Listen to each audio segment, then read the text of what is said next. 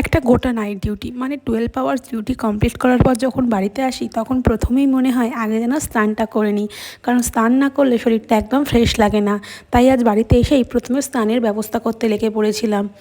জামা কাপড়গুলো এখানে অ্যারেঞ্জ করে নিয়ে তারপর একটু ইলেকট্রিক কেটেলে গরম জল বানিয়ে নিয়েছিলাম, কারণ এই শীতকালে গরম জল ছাড়া স্নান করা আমার পক্ষে একদমই সম্ভব নয়, তাও আবার সকালবেলা।